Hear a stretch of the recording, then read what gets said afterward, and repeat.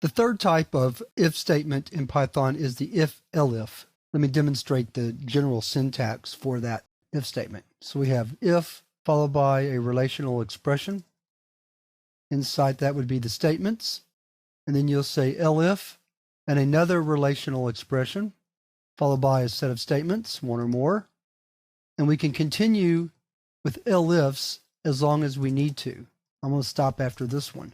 And then finally, you can have an optional else. The else will execute its statements if, and we left off a colon right there, if all of the other relational expressions are false.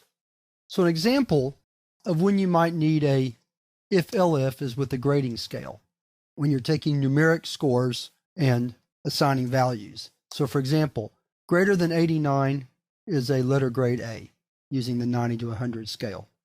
80 to 89 is a B, 70 to 79 is a C, 60 to 69 is a D, and anything below 60, so less than or equal to 59, is an F.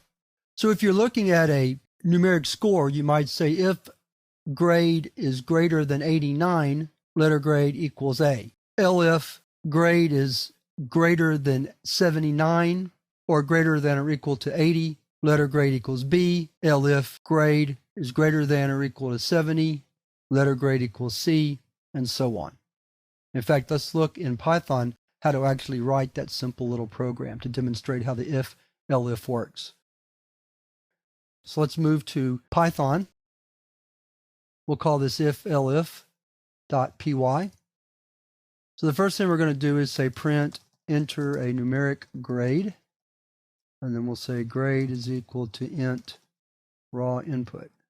And then we'll say if grade is greater than or equal to 90, letter grade equals A. Elif, and actually I'm going to take the parentheses off this. If you come from another programming language into Python, you'll be like me and want to always put parentheses around your relational expressions. That's not a common idiom in Python, so trying to follow the convention of most Python programmers, I'll take my parentheses off, although it's hard for me to do. Then we can say elif grade greater than or equal to 80, letter grade equals B. Elif grade greater than or equal to 70, letter grade equals C. Elif grade greater than or equal to 60, letter grade equals D. Elif grade less than or equal to 59, letter grade equal F. Else print did not recognize input. We'll add this else part for if the user enters something that's not in that range or enters some input that's not a number, for example.